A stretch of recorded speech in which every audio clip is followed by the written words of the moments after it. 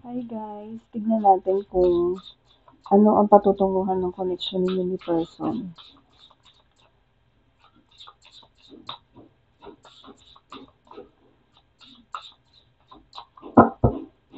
And gusto ko pong sabihin na ito lang ang nag-iisang TikTok account ko with 12,800 followers. Yun po ang lagi niyong titignan kung ilan yung followers.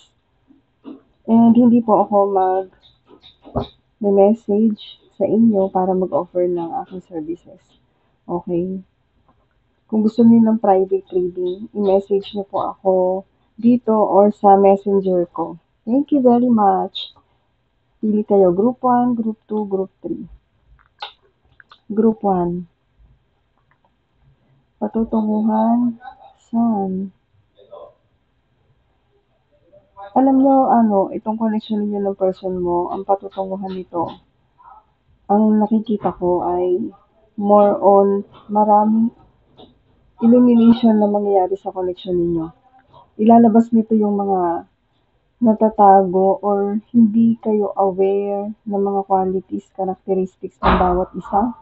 Possible din na ma-illuminate nito yung mga potentials ninyo, which is maganda para sa inyong dalawa ng person mo. And possible din yung happiness, joy sa connection ninyo. And mailalabas din nito yung inner child, yung kung paano kayo as a child siguro, yung mga kilos or ugali na para kayong bata sa isa't isa. Thank you, Group 1 and Group 2. Anong patutunguhan nito? Connection ninyo. Sa Group 2, ang nakikita ko, yung iba sa inyo, ang connection ninyo ay more on iikot sa manipulation. Hindi ko alam kung paano, kung sino sa inyong dalawa yun.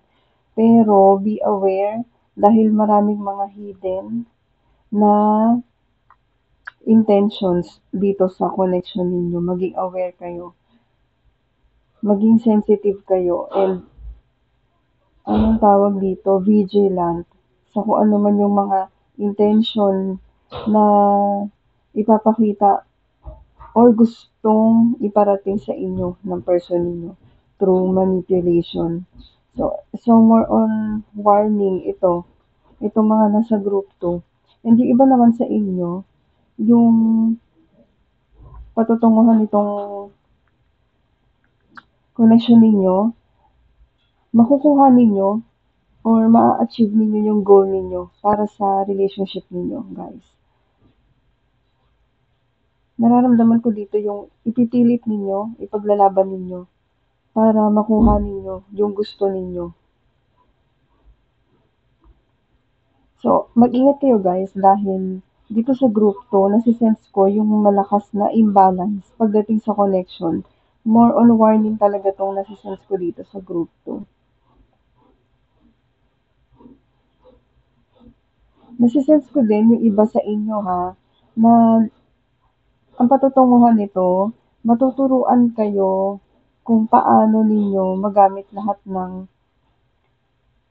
kakayahan or ability ninyo para mag-work out itong connection na to. Or para mailabas sa inyo yung mga abilities ninyo or siguro skills, ganyan. Kasi sinasabi sa akin ng intuition na yung iba sa inyo dito sa group 2, meron kayong mga nakikita sa sarili ninyo na ini-invalidate ninyo. Yung kinukuha ninyo yung validation through sa person ninyo. So, itong connection ninyo, magiging revelation siya in a sense na pag ang outcome nito, magiging wiser kayo and skillful or meron kayong skill na ma-enhance dito sa connection na to. So, thank you group 2. Ang lalim ng group 2 ah. Group 3. Ano ang patutunguhan ng connection ninyo? Siguro yung ibang mga nasa group 3 na nanonood ay separated not in contact, no communication sa person. Dahil ang card na 'to, ang catch tuloy, sorry guys. Ang card na 'to, sinasabi nito yung ready na siya hanapin yung emotional fulfillment niya. So, possible na galing kayo sa previous relationship na malungkot. And then this time, gusto nyo hanapin or i-pursue kung ano talaga or saan talaga kayo mas magiging masaya.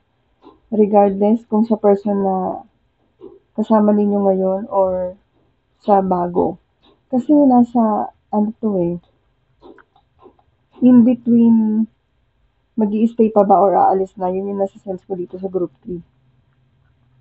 And itong group 3, more on detached emotionally sa person nila or yung person ninyo sa inyo or pareho kayo. Moving away na kasi tong energy na to. Pwede rin naman na itong connection na to ang patutunguhan kung meron kayong mga arguments hindi pagkakasunduan. Moving away na kayo dun sa bad energy na yun or sa energy na hindi na nakakatulong sa connection ninyo. Yun, pwede namang ganun. Ang daming stories. Possible rin na itong pag-isolate nyo sa sarili ninyo ngayon, group 3, ay magbibigay sa inyo ng realization about sa fear ninyo pagdating sa love. Meron kasing nailabas na mga fear dito pagdating sa connection nyo with your person. So, ina-advise dito na makinig kayo sa intuition ninyo. Yun ang nasisense ko dito sa card na to. So, good luck group 3. Thank you very much. Thank you for watching.